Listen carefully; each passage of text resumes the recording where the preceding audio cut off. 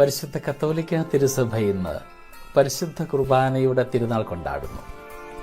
പെന്തക്കോസ്ത കഴിഞ്ഞു വരുന്ന 12ാം ദിനമാണ് ഈ തിരുനാൾ കൊണ്ടാടുക. അതായത് പരിശുദ്ധ ത്രിത്വത്തിന്റെ തിരുനാൾ കഴിഞ്ഞു വരുന്ന വ്യാഴാഴ്ച. ഇത് കഴിഞ്ഞു വരുന്ന 8ാം ദിനമാണ് കത്തോലിക്ക തിരുസഭ നമ്മുടെ കർത്താവ് ഈശോ മിശിഹായുടെ തിരുഹൃദയ തിരുനാൾ കൊണ്ടാടുക. പരിശുദ്ധ കുർബാനയുടെ തിരുനാളിൻ്റെ എല്ലാ മംഗളങ്ങളും സ്നേഹാശംസകളും നിങ്ങൾക്കേവർക്കും വളരെ സ്നേഹത്തോടുകൂടെ നേരുന്നു.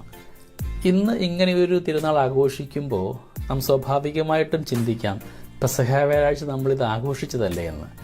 പെസഹ വ്യാഴാഴ്ച ആഘോഷിച്ചെങ്കിലും അന്ന് കൂടുതലായിട്ടും ധ്യാനിച്ചത് ഈശോ മിശിഹായുടെ പീഡാനുഭവ രഹസ്യങ്ങളെക്കുറിച്ച് തന്നെയാണ്.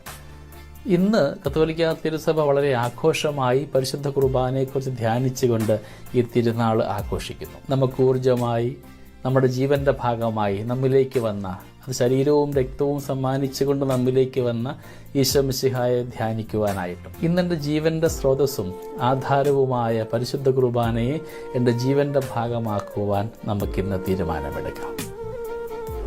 വിശുദ്ധ കുർബാനയുടെ തിരുനാൾ. പെന്തക്കോസ്ത കഴിഞ്ഞ് 12ാം ദിവസം വ്യാഴാഴ്ച തിരുസഭ വിശുദ്ധ കുർബാനയുടെ തിരുനാൾ ആഘോഷിച്ചു വന്നു. ഈ തിരുനാളും ആവശ്യമെന്ന് തോന്നുകയാണെങ്കിൽ അടുത്ത ഞായറാഴ്ച ആഘോഷിക്കാവുന്നതാണ്. ഈ തിരുനാൾ സ്ഥാപിക്കുന്നതിന് മുൻകൈ എടുത്തത് ഒരു ബെൽജീനിയൻ അഗസ്തീനിയൻ കന്യാസ്ത്രീയായ വാഴ്ത്തപ്പെട്ട ജൂലിയാനയാണ്. അവൾക്ക് 16 വയസ്സുള്ളപ്പോൾ ഈശോ അവൾക്ക് പല പ്രാവശ്യം കാണപ്പെടുകയുണ്ടായി. ഈശോ ഒരിക്കൽ അവളോട് പറഞ്ഞു, സമരസഭയിൽ വിശുദ്ധ കുർബാനയുടെ ഒരു തിരുനാൾ ഇപ്പോൾ ഇല്ല. അത് സ്ഥാപിച്ചു കാണുവാൻ ഞാൻ ആഗ്രഹിക്കുന്നു. ഇപ്പോൾ അത് പെസഹ വ്യാഴാഴ്ച ആഘോഷിക്കുന്നുണ്ട്. എന്നാൽ അന്ന് എൻ്റെ പീഡാനുഭവവും മരണവുമാണ് കൂടുതലായി ചിന്താവിഷയമാകുന്നത്. ആഘോഷപൂർവ്വം സർവ്വ ക്രിസ്ത്യാനികളും അത് കൊണ്ടാടണം. അതിന് 3 കാരണങ്ങളുണ്ട്. ഈ ദിവ്യരഹസ്യത്തിലുള്ള വിശ്വാസം ശക്തിപ്പെടേണ്ടിയിരിക്കുന്നു. ഇപ്പോൾ അത് ചോദ്യം ചെയ്യപ്പെടുകയാണ്. ഇനി അവിശ്വാസം വർദ്ധിക്കുകയുള്ളൂ. സത്യം അറിയുവാൻ ആഗ്രഹിക്കുന്ന വിശ്വാസികളെ ഈ രഹസ്യം ശരിയായി പഠിപ്പിക്കണം. ജീവന്റെ ഉറവയിൽ നിന്ന് പാനം ചെയ്ത് അവർ ശക്തി പ്രാപിക്കണം.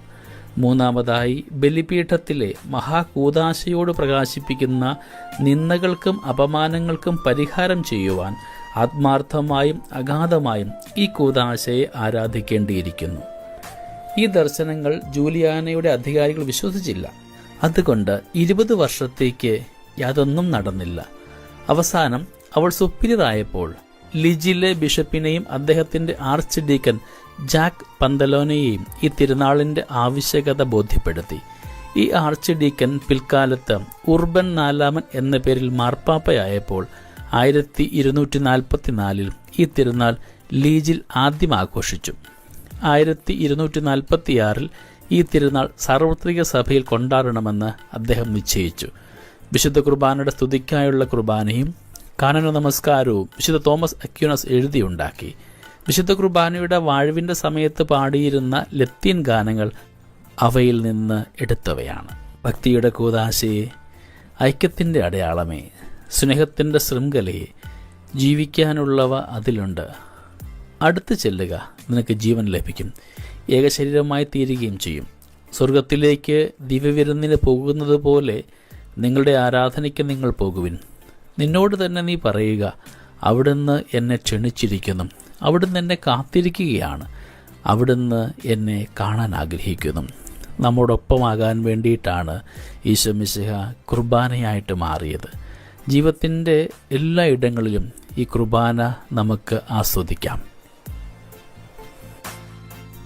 പരിശുദ്ധ കുർബാനയുടെ തിരുനാളിൻ്റെ എല്ലാ മംഗളങ്ങളും ഏറെ സ്നേഹത്തോടുകൂടെ നിങ്ങൾക്കേവർക്കും നേരുന്നു. കുർബാന ജീവൻ്റെ ഭാഗമാകുവാൻ, അതൊരാഘോഷമാക്കുവാൻ, അത് ആസ്വദിക്കുവാനായിട്ട് നമ്മളെ ഏവരും യോഗ്യരാക്കണമേ എന്ന് നമുക്കിന്ന് പ്രാർത്ഥിക്കാം.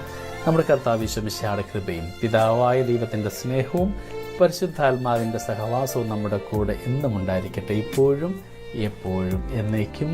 ആമേൻ.